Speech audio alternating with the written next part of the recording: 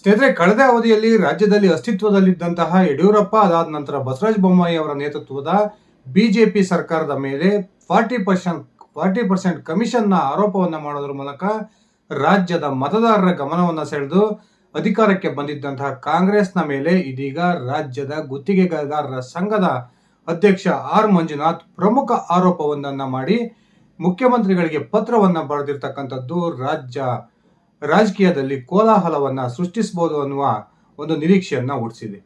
ಹೌದು ಸ್ನೇಹಿತರೆ, ಏನು ವಿವಿಧ ಇಲಾಖೆಗಳಿಗೆ ಸಂಬಂಧಪಟ್ಟಂತೆ 32,000 ಕೋಟಿ ರೂಪಾಯಿಗಳು ಬಾಕಿ ಹಣ ಇದೆ. ಈ ಬಾಕಿ ಹಣವನ್ನ ಬಿಡುಗಡೆ ಮಾಡಬೇಕು. ಈ ಬಿಡುಗಡೆ ಮಾಡೋದಕ್ಕೆ ನಿಮ್ಮ ಸರ್ಕಾರದ ಅಧಿಕಾರಿಗಳು ಬಿಜೆಪಿಯಲ್ಲಿದ್ದಂತಹ ಅವಧಿಗಿಂತಲೂ ಹೆಚ್ಚಿನ ಕಮಿಷನ್ ಅನ್ನ ತೆಗೆದುಕೊಳ್ತಾ ಇದ್ದಾರೆ ಅನ್ನುವ ಪ್ರಮುಖ ಆರೋಪವನ್ನ ಮಾಡಿ ಲಿಖಿತ ರೂಪದಲ್ಲಿ ಸಿದ್ದರಾಮಯ್ಯನವರಿಗೆ ರಾಜ್ಯ ಗುತ್ತಿಗೆದಾರರ ಸಂಘ ಪತ್ರವನ್ನ ಬರೆದಿರ್ತಕ್ಕಂಥದ್ದು ರಾಜ್ಯ ಕಾಂಗ್ರೆಸ್ಗೆ ಒಂದು ರೀತಿಯ ಮುಜುಗರವನ್ನ ತಂದಿಟ್ಟಿದೆ. ಬನ್ನಿ ಸ್ನೇಹಿತರೆ, ಹಾಗಾದ್ರೆ ಈ ವಿಚಾರಕ್ಕೆ ಸಂಬಂಧಪಟ್ಟಂತೆ ರಾಜ್ಯ ಗುತ್ತಿಗೆದಾರರ ಸಂಘದ ಅಧ್ಯಕ್ಷರು ಏನೆಲ್ಲ ಆರೋಪಗಳನ್ನ ರಾಜ್ಯ ಸರ್ಕಾರದ ಮೇಲೆ ಮಾಡಿದ್ದಾರೆ, ನಿಜಕ್ಕೂ ಕೂಡ ರಾಜ್ಯ ಕಾಂಗ್ರೆಸ್ ಸರ್ಕಾರ ಬಿಜೆಪಿಗಿಂತ ಬಹುದೊಡ್ಡ ಭ್ರಷ್ಟಾಚಾರದಲ್ಲಿ ತೊಡಗಿದೆಯಾ, ಒಂದ್ಸರಿ ವಿವರಿಸ್ತಾ ಹೋಗ್ತೀನಿ. ಅದಕ್ಕಿಂತ ಮುಂಚೆ ನೀವಿನ್ನು ನನ್ನ ಇಟ್ಕೆ ಎಂ ಅಂತ ಯೂಟ್ಯೂಬ್ ಚಾನಲ್ಗೆ ಸಬ್ಸ್ಕ್ರೈಬ್ ಮಾಡ್ಕೊಂಡಿಲ್ಲ ಅಂದ್ರೆ ದಯವಿಟ್ಟು ಸಬ್ಸ್ಕ್ರೈಬ್ ಮಾಡಿಕೊಂಡು ಬೆಲ್ ಬಟನ್ ಅನ್ನ ಕ್ಲಿಕ್ ಮಾಡಿ. ನಾನು ಕೊಡ್ತಕ್ಕಂಥ ಮಾಹಿತಿ ನಿಮ್ಗೆ ಇಷ್ಟ ಆಗಿದ್ರೆ ಈ ವಿಡಿಯೋಗೆ ಲೈಕ್ ಮಾಡಿ, ಶೇರ್ ಮಾಡಿ, ಕಮೆಂಟ್ ಮಾಡಿ.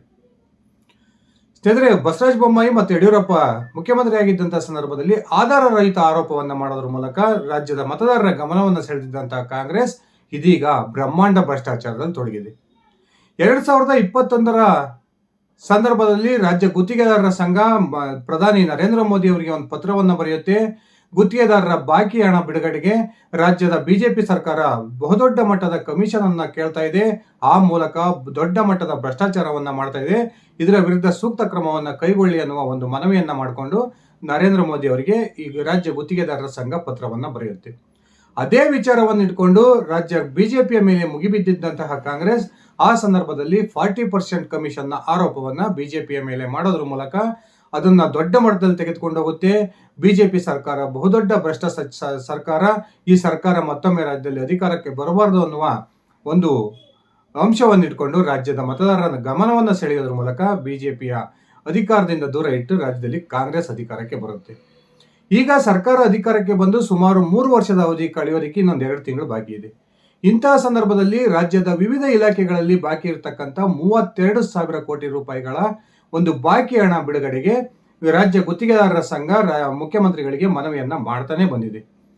ಕಳೆದ ಒಂದು ಮಾರ್ಚ್ ತಿಂಗಳಲ್ಲಿ ಈ ಗುತ್ತಿಗೆದಾರರ ಸಂಘದ ಅಧ್ಯಕ್ಷ ಆರ್ ಮಂಜುನಾಥ್ ಒಂದು ಬಹುದೊಡ್ಡ ಆರೋಪವನ್ನ ಮಾಡಿದ್ರು. ಅದು ಆ ಸಂದರ್ಭದಲ್ಲಿ ಮೌಖಿಕವಾಗಿ ನಿಮ್ಮ ಒಂದು ಸರ್ಕಾರದಲ್ಲಿರ್ತಕ್ಕಂಥ ಅಧಿಕಾರಿಗಳು ಬಿಜೆಪಿಯಲ್ಲಿದ್ದಂತಹ ಸಂದರ್ಭಕ್ಕಿಂತಲೂ ದೊಡ್ಡ ಮಟ್ಟದ ಭ್ರಷ್ಟಾಚಾರದಲ್ಲಿ ತೊಡಗಿದ್ದಾರೆ. ಬಿಜೆಪಿ ಸಂದರ್ಭದಲ್ಲಿ ಏನು ಈ LOCಯನ್ನ ಕೊಡೋದಕ್ಕೆ ಕಮಿಷನ್ ಅನ್ನ ಕೇಳ್ತಿದ್ರು, ಅದಕ್ಕಿಂತ ಡಬಲ್ ಕಮಿಷನ್ ಅನ್ನ ನಿಮ್ಮ ಸರ್ಕಾರದಲ್ಲಿ ಕೇಳಲಾಗ್ತಾ ಇದೆ. ನಿಮ್ದು ಬಿಜೆಪಿಗಿಂತ ಬಹುದೊಡ್ಡ ಭ್ರಷ್ಟ ಸರ್ಕಾರ ಅನ್ನುವ ಆರೋಪವನ್ನ ಗುತ್ತಿಗೆದಾರರ ಸಂಘ ಮಾಡಿತ್ತು. ಅದಾದ ನಂತರ ಗುತ್ತಿಗೆದಾರರ ಒಂದು ಸಭೆಯನ್ನ ಕರೆದಂತಹ ಸಿದ್ದರಾಮಯ್ಯನವರು ಗುತ್ತಿಗೆದಾರರಿಗೆ ಸಮಾಧಾನವನ್ನ ಮಾಡ್ತಾರೆ. ನಾವು ನಿಮ್ಮ ಸಮಸ್ಯೆಗಳನ್ನ ಬಗೆಹರಿಸ್ತೀವಿ, ಒಂದೇ ₹1 ಕಮಿಷನ್ ಅನ್ನು ಕೂಡ ನಾವು ತೆಗೆದುಕೊಳ್ಳಲ್ಲ ಅನ್ನುವ ಒಂದು ಭರವಸೆಯನ್ನ ರಾಜ್ಯ ಗುತ್ತಿಗೆದಾರರ ಸಂಘಕ್ಕೆ ಕೊಟ್ಟಿರ್ತಾರೆ. ಆದ್ರೆ ಕಳೆದು ಈಗಾಗಲೇ ಸೆಪ್ಟೆಂಬರ್ ತಿಂಗಳು ಬರ್ತಾ ಇದೆ. ಈ ಸಂದರ್ಭದಲ್ಲೂ ಕೂಡ ರಾಜ್ಯದ ಗುತ್ತಿಗೆದಾರರಿಗೆ ಬಾಕಿ ಇರತಕ್ಕಂಥ 32,000 ಕೋಟಿ ರೂಪಾಯಿಗಳ ಹಣವನ್ನ ಬಿಡುಗಡೆ ಮಾಡೋದಕ್ಕೆ ರಾಜ್ಯದ ಕಾಂಗ್ರೆಸ್ ಸರ್ಕಾರ ಯಾವುದೇ ಒಂದು ಕ್ರಮವನ್ನು ತೆಗೆದುಕೊಳ್ಳದೆ ಇರತಕ್ಕಂಥದ್ದು ಇದೀಗ ರಾಜ್ಯ ಗುತ್ತಿಗೆದಾರರ ಸಂಘದ ಒಂದು ಕೆಂಗಣ್ಣಿಗೆ ಕಾರಣ ಆಗಿದೆ ಅನ್ನುವ ಮಾತುಗಳು ಕೇಳಿ ಬರ್ತದೆ. ಇದೇ ಸಂದರ್ಭದಲ್ಲಿ ಏನು ಈ ಗುತ್ತಿಗೆದಾರರ ಸಂಘದ ಅಧ್ಯಕ್ಷ ಆರ್ ಮಂಜುನಾಥ್ ಅವರು ಮಾರ್ಚ್ನಲ್ಲಿ ಮೌಖಿಕವಾಗಿ ಒಂದು ಕಂಪ್ಲೇಂಟ್ ಅನ್ನ ಸಿದ್ದರಾಮಯ್ಯನವರ ಹತ್ರ ಕೊಟ್ಟಿದ್ರು. ಈಗ ಅದೇ ಕಂಪ್ಲೇಂಟ್ ಅನ್ನ ಲಿಖಿತ ರೂಪದಲ್ಲಿ ಕೊಡೋದ್ರ ಮೂಲಕ ಬಿಜೆಪಿ ಹಾಗೂ JDSಗೆ ಒಂದು ದೊಡ್ಡ ಬ್ರಹ್ಮಾಸ್ತ್ರವನ್ನ ಕೊಟ್ಟಿದ್ದಾರೆ. ತಾವು ಮುಖ್ಯಮಂತ್ರಿಗಳಿಗೆ ಬರೆದಿರ್ತಕ್ಕಂಥ ಒಂದು ಪತ್ರದಲ್ಲಿ ಅತ್ಯಂತ ಸವಿವರವಾಗಿ ರಾಜ್ಯ ಕಾಂಗ್ರೆಸ್ನಲ್ಲಿ ಯಾವೆಲ್ಲ ಹಂತದಲ್ಲಿ ಭ್ರಷ್ಟಾಚಾರ ನಡೀತಾ ಇದೆ, ಇದಕ್ಕೆ ಮಂತ್ರಿಗಳು ಯಾವ ರೀತಿ ಒಂದು ಸಹಕಾರವನ್ನ ಭ್ರಷ್ಟಾಚಾರಕ್ಕೆ ಕೊಡ್ತಾ ಇದ್ದಾರೆ ಅನ್ನುವ ಒಂದು ವಿವರವನ್ನ ಕೂಡ ಈ ಮಂಜುನಾಥ್ ಅವರು ಕೊಟ್ಟಿದ್ದಾರೆ. ಈ ಪತ್ರದಲ್ಲಿ ಮಂಜುನಾಥ್ ಅತ್ಯಂತ ಸ್ಪಷ್ಟವಾಗಿ ಸಿದ್ದರಾಮಯ್ಯನವರಿಗೆ ಏನೇನೆಲ್ಲ ನಡೀತಾ ಇದೆ ಅನ್ನೋದನ್ನು ವಿವರಿಸಿದ್ದಾರೆ. ಆ ಮೂಲಕ ಸಿದ್ದರಾಮಯ್ಯನವರಿಗೆ ಒಂದು ರೀತಿ ಸುದೀರ್ಘವಾದ ಪತ್ರವನ್ನು ಬರೆದಿದ್ದಾರೆ. ಹಾಗಾದ್ರೆ ಏನೆಲ್ಲ ಅಂಶಗಳನ್ನ ಪ್ರಸ್ತಾಪಿಸಿ ಮಂಜುನಾಥ್ ಪತ್ರವನ್ನು ಬರೆದಿದ್ದಾರೆ ಅನ್ನೋದನ್ನ ನೋಡೋದಾದ್ರೆ, ಮಂಜುನಾಥ್ ಅವರು ಹೇಳ್ತಾರೆ, ಕಳೆದ 2018ರಿಂದ 2019ರಿಂದ ರಾಜ್ಯದಲ್ಲಿ ಅಸ್ತಿತ್ವದಲ್ಲಿದ್ದಂತಹ ಬಿಜೆಪಿ ಸರ್ಕಾರ ಭ್ರಷ್ಟಾಚಾರದಲ್ಲಿ ಮುಳುಗಿತ್ತು ಅನ್ನುವ ಆರೋಪವನ್ನು ನಾವು ಮಾಡಿ ಪ್ರಧಾನಮಂತ್ರಿ ನರೇಂದ್ರ ಮೋದಿ ಅವರಿಗೆ ಪತ್ರವನ್ನು ಬರೆದಿದ್ವಿ. ಅದೇ ಅಂಶವನ್ನು ಇಟ್ಕೊಂಡು ನೀವು ಬಿಜೆಪಿಯ ವಿರುದ್ಧ ಜನಾಭಿಪ್ರಾಯವನ್ನು ರೂಪಿಸೋದ್ರ ಮೂಲಕ ರಾಜ್ಯದಲ್ಲಿ ಅಧಿಕಾರಕ್ಕೆ ಬಂದ್ರಿ. ನಿಮ್ಮ ಸರ್ಕಾರ ಈ ಬಾರಿ ಇಷ್ಟೊಂದು ದೊಡ್ಡ ಸಂಖ್ಯೆಯ ಒಂದು ಸೀಟನ್ನು ಗೆಲ್ಲೋದಿಕ್ಕೆ ನಮ್ಮ ರಾಜ್ಯ ಗುತ್ತಿಗೆದಾರರ ಸಂಘದ ಒಂದು ಪರೋಕ್ಷ ಬೆಂಬಲ ಕೂಡ ನಿಮಗಿತ್ತು. ಆ ಸಂದರ್ಭದಲ್ಲಿ ನೀವು ನಮಗೆ ಅಂದರೆ ಗುತ್ತಿಗೆದಾರರಿಗೆ ಒಂದು ಭರವಸೆಯನ್ನು ಕೊಟ್ಟಿದ್ರಿ. ಆ ಭರವಸೆಯ ಪ್ರಕಾರ ನಿಮ್ಮ ಬಾಕಿ ಹಣ ಬಿಡುಗಡೆಗೆ ನಾನು ಯಾವುದೇ ಕಾರಣಕ್ಕೂ ₹1 ಕಮಿಷನ್ ಅನ್ನು ಕೂಡ ತೆಗೆದುಕೊಳ್ಳಲ್ಲ, ನಿಮ್ದು ಇರ್ತಕ್ಕಂಥ ಬಾಕಿ ಹಣವನ್ನು ಹಂತವಾಗಿ ನಾವು ಬಿಡುಗಡೆ ಮಾಡ್ತಾ ಹೋಗ್ತೀವಿ ಅನ್ನುವ ಒಂದು ಭರವಸೆಯನ್ನು ಸಿದ್ದರಾಮಯ್ಯನವರೇ ನೀವು ಕೊಟ್ಟಿದ್ರಿ.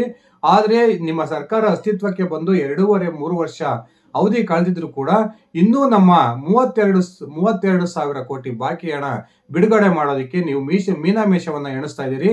ನಿಮ್ಮ ಸರ್ಕಾರದಿಂದ ನಮಗೆ ಯಾವುದೇ ರೀತಿಯ ಉಪಯೋಗ ಇಲ್ಲ ಅನ್ನುವ ಒಂದು ಪ್ರಮುಖ ಆರೋಪವನ್ನು ಇದೀಗ ಗುತ್ತಿಗೆದಾರರ ಸಂಘ ಮಾಡಿದೆ.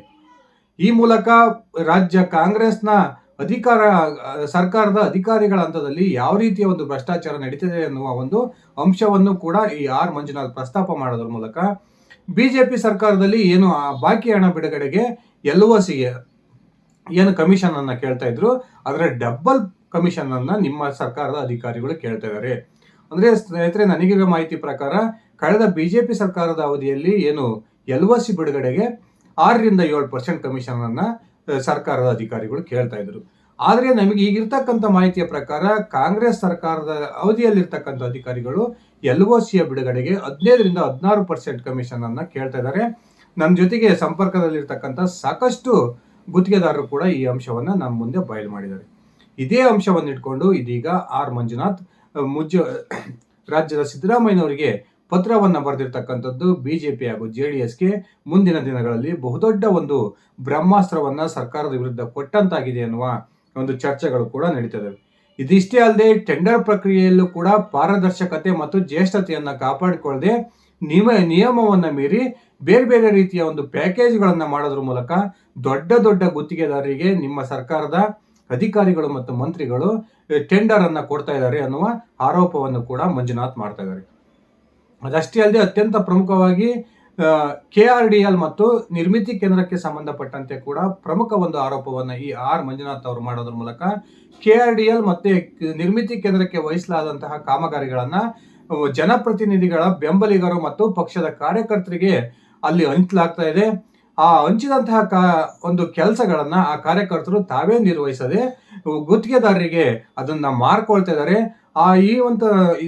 ಈ ರೀತಿ ಮಾರ್ಕೊಂಡಂತ ಸಂದರ್ಭದಲ್ಲಿ ನಾವು ಒಂದು ಗುಣಮಟ್ಟದ ಕಾಮಗಾರಿಯನ್ನು ನಿರ್ವಹಿಸೋದಕ್ಕೆ ಸಾಧ್ಯವಾಗ್ತಿಲ್ಲ ಅನ್ನುವ ಆರೋಪವನ್ನು ಕೂಡ ಮಂಜುನಾಥ್ ಮಾಡೋದ್ರ ಮೂಲಕ ರಾಜ್ಯದ ಕಾಂಗ್ರೆಸ್ ಸರ್ಕಾರದ ವಿರುದ್ಧ ಬಿಜೆಪಿಗೆ ಬಹುದೊಡ್ಡ ಒಂದು ಬ್ರಹ್ಮಾಸ್ತ್ರವನ್ನು ಕೊಟ್ಟಿದ್ದಾರೆ ಅಂತಾನೆ ಹೇಳ್ಬೋದು.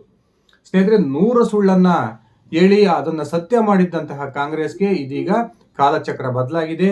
ಕಾಂಗ್ರೆಸ್ ಮಾಡಿದ್ದಂತಹ ಏನು ಬಿಜೆಪಿಯ ವಿರುದ್ಧ 40% ಕಮಿಷನ್ ಆರೋಪ ಇದೀಗ ಕಾಂಗ್ರೆಸ್ಗೆ ಮುಳುವಾಗ್ತಕ್ಕಂಥ ಸಂಭವಗಳಿದ್ದು ಕಾಂಗ್ರೆಸ್ನಲ್ಲಿ ಭ್ರಷ್ಟಾಚಾರ ತಾಂಡವವಾಡ್ತಿದೆ ಅನ್ನುವ ಆರೋಪವನ್ನ ಇದೀಗ ಗುತ್ತಿಗೆದಾರರ ಸಂಘವೇ ಮಾಡಿರ್ತಕ್ಕಂಥದ್ದು ಕೂಡ ರಾಜ್ಯ ಕಾಂಗ್ರೆಸ್ ಸರ್ಕಾರಕ್ಕೆ ಬಹುದೊಡ್ಡ ತಲೆನೋವನ್ನು ತರಬಹುದು ಅನ್ನುವ ಮಾತುಗಳು ಕೂಡ ಕೇಳಿ ಬರ್ತವೆ. ನಾವು ಭ್ರಷ್ಟಾಚಾರ ರಹಿತ ಆಡಳಿತವನ್ನ ಕೊಡ್ತೀವಿ, ನಾವು ಪಾರದರ್ಶಕ ಆಡಳಿತವನ್ನ ಕೊಡ್ತೀವಿ ಅನ್ನುವ ಭರವಸೆಯನ್ನು ಕೊಟ್ಟು ರಾಜ್ಯದಲ್ಲಿ ಅಧಿಕಾರಕ್ಕೆ ಬಂದಿದ್ದಂತಹ ಈ ಸಿದ್ದರಾಮಯ್ಯ ನೇತೃತ್ವದ ಸರ್ಕಾರ ಬ್ರಹ್ಮಾಂಡ ಭ್ರಷ್ಟಾಚಾರದಲ್ಲಿ ಮುಳುಗಿದ್ದು ಯಾವುದೇ ಒಂದು ಇಲಾಖೆಯಲ್ಲೂ ಕೂಡ ಯಾವುದೋ ಒಬ್ಬ ಜನಸಾಮಾನ್ಯನಾಗ್ಲಿ ಅಥವಾ ಗುತ್ತಿಗೆದಾರರ ಒಂದು ಕೆಲಸ ಆಗಬೇಕಾದ್ರೆ ಬಹುದೊಡ್ಡ ಮಟ್ಟದ ಕಮಿಷನ್ ಅನ್ನ ಕೊಡಲೇಬೇಕಾದಂತಹ ಅನಿವಾರ್ಯತೆ ಎದುರಾಗಿದೆ ಎನ್ನುವ ಪ್ರಮುಖ ಆರೋಪವನ್ನ ಈಗ ರಾಜ್ಯ ಗುತ್ತಿಗೆದಾರರ ಸಂಘ ಮಾಡಿರ್ತಕ್ಕಂಥದ್ದು ಕಾಂಗ್ರೆಸ್ ಪಾಲಿಗೆ ಬಹುದೊಡ್ಡ ಮುಳುವಾಗಬಹುದು ಅನ್ನುವ ಚರ್ಚೆಗಳು ಕೂಡ ಈಗ ಆರಂಭಗೊಂಡಿದ್ದಾವೆ. ಸ್ನೇಹಿತರೆ, ನಿಮ್ಮ ಅಭಿಪ್ರಾಯದ ಪ್ರಕಾರ ಬಿಜೆಪಿ ಸರ್ಕಾರಕ್ಕಿಂತ ರಾಜ್ಯದ ಕಾಂಗ್ರೆಸ್ ಸರ್ಕಾರ ದೊಡ್ಡ ಮಟ್ಟದ ಭ್ರಷ್ಟಾಚಾರದಲ್ಲಿ ತೊಡಗಿದೆಯಾ? ಇದರ ಕುರಿತು ನಿಮ್ಮ ವೈಯಕ್ತಿಕ ಅಭಿಪ್ರಾಯವನ್ನು ಕಮೆಂಟ್ ಮಾಡಿ. ಇದಿಷ್ಟಾಗಿತ್ತು ನನ್ನ ಇವತ್ತಿನ ಈ ವಿಡಿಯೋ. ನಾನು ಕೊಟ್ಟಿರ್ತಕ್ಕಂಥ ಮಾಹಿತಿ ನಿಮ್ಗೆ ಇಷ್ಟ ಆಗಿದ್ರೆ ಈ ವಿಡಿಯೋಗೆ ಲೈಕ್ ಮಾಡಿ, ಶೇರ್ ಮಾಡಿ, ಕಮೆಂಟ್ ಮಾಡಿ. ನೀವಿನ್ನು ನನ್ನ ಇಟ್ಗೆ ಹೇಮಂತ್ ಯೂಟ್ಯೂಬ್ ಚಾನಲ್ಗೆ ಸಬ್ಸ್ಕ್ರೈಬ್ ಮಾಡ್ಕೊಂಡಿಲ್ಲ ಅಂದರೆ ದಯವಿಟ್ಟು ಸಬ್ಸ್ಕ್ರೈಬ್ ಮಾಡಿಕೊಂಡು ಬೆಲ್ ಬಟನ್ ಅನ್ನು ಕ್ಲಿಕ್ ಮಾಡಿ. ಧನ್ಯವಾದಗಳು ಸ್ನೇಹಿತರೆ, ಶುಭ ದಿನ.